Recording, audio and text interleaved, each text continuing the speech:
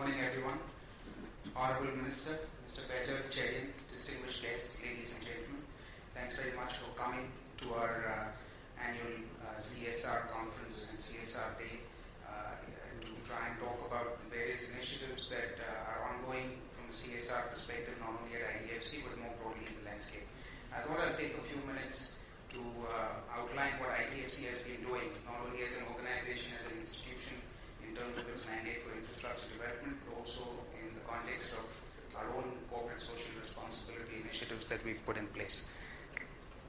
IDFC, as you know, was set up in 1997 based on a budget speech by the then Finance Minister, Mr. Chidambaram, to really be a catalyst to lead the private sector to infrastructure development in India.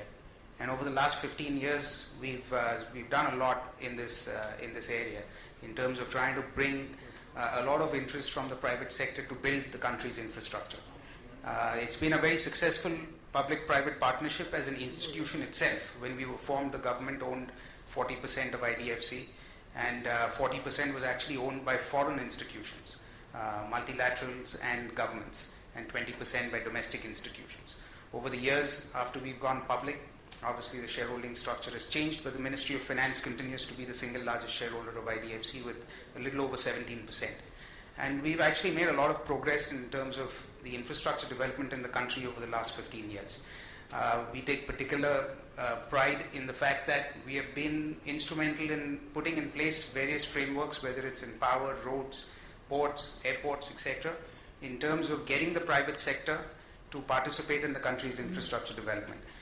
Many of these frameworks have been exceedingly important because the risk-sharing mechanisms are critical in any PPP framework, and therefore in order to strike a balance between what the private sector's roles and responsibilities are and the roles and responsibilities of government is exceedingly important. There are some learnings from the last few years in terms of what we can do better in terms of PPP initiatives and PPP projects in infrastructure, as well as some of the frameworks themselves will undergo some change because of the learnings of the last few years. But we're a young country, and the infrastructure development in our country literally has been only over the last decade. So as long as we are prepared to learn from our experiences and progress, I'm pretty optimistic about the prospects for infrastructure in this country. And the need for infrastructure, as we all know, is very large. So we are hopeful that going forward, based on the learnings of the last few years, we will take appropriate steps to put in place revised frameworks that would drive infrastructure asset creation going forward. Just to highlight some of the contributions that IDFC has made to this initiative relating to infrastructure development in India. Over the last 15 years, IDFC has intermediated in excess of 200,000 crores of debt and equity capital into infrastructure. We have also participated not only on the lending side but also on the equity side, and over 100,000 crores has been funded from our own balance sheet over the last 10 plus years. IDFC today is the largest RBI regulated private NBFC by assets and profits. It's been recognized as one of the most admired financial services companies in the country. It's also part of the Nifty. And some of the major milestones in our journey have been the following. We're actually the largest investor, and some of these facts are not well known, so I thought I would just highlight some of them. We're the largest investor in renewable and clean tech space in the country. We've funded more than 4,500 crores for renewable energy infrastructure projects in India. About 20% of the national highways developed as PPPs under the National Highway Development Program have been funded by IDFC. Airports handling over 25% of the country's passenger and air traffic are again funded by IDFC. More than 50% of India's container cargo capacity that goes through ports are in projects that IDFC has contributed capital and has played an advisory role. And more than half of the country's private sector thermal and large hydro generation capacity we've been associated with in some capacity, whether it's from a lending perspective or equity perspective or from an advisory perspective.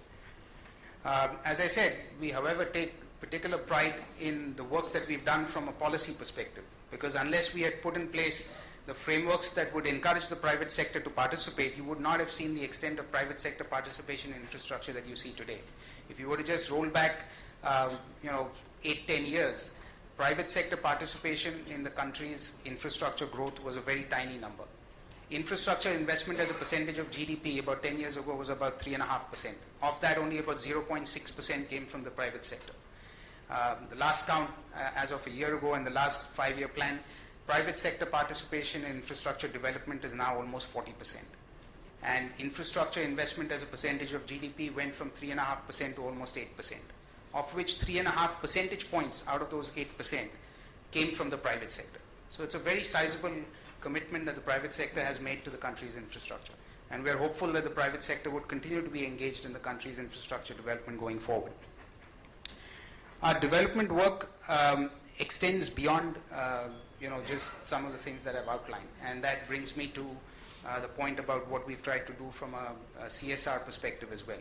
There are various aspects of IDFC that we have now clubbed under our CSR program as part of IDFC Foundation. And Mr. Minister, you would be happy to know that while we are on the topic today of socially responsible corporates, IDFC has always been a socially responsible corporate without being mandated by law, as is the case today from a Companies Act perspective. For the last 5 years, we've done a lot of work, not only in infrastructure-related initiatives in urbanization, education, healthcare, and actually have consciously and voluntarily contributed a percentage of our profits to these initiatives. It also happens to be the case that that percentage is pretty close to what you've prescribed under the Companies Act. So we've been doing it for 5 years already. And it is part of our objective as IDFC and as an institution that really has the larger national interests as part of its mission beyond the commercial aspects of facilitating private sector involvement in infrastructure, that we want to go beyond the commercial aspects of what we do as a business to try and make sure that we're contributing to a larger purpose in terms of nation building. So it's in that context that some of our CSR initiatives have also been structured to try and focus on really 3 verticals within our CSR initiative. And what we've done is we've focused on education, urbanization, and private sector involvement in infrastructure as 3 key areas of our foundation to contribute to our responsibilities as a corporate citizen of this country. And I think we've made substantial progress. I'm sure during the day there will be more discussions surrounding what we've done and what can be done in some of these areas based on the agenda that's been outlined. I would like to conclude by just saying that today we're at a point where there is a lot that can be done by the private sector in various areas that serve national interest. And I think it's really incumbent upon all corporate leaders and all good corporate citizens to do this voluntarily, not as a regulatory obligation. Now that the Companies Act has come into place, it will be, you have to be compliant. But I would say that the attitude and the intention of corporate should go beyond being regulatorily compliant, but to genuinely be focused on areas that are of national interest and that go beyond the commercial purposes of the organization in order to be more relevant to society and to contribute to the larger benefits of the country and society. So with that, I will conclude and I will request the Honorable Minister for Corporate Affairs, Mr. Sachin Pilot, to address the gathering and share his thoughts.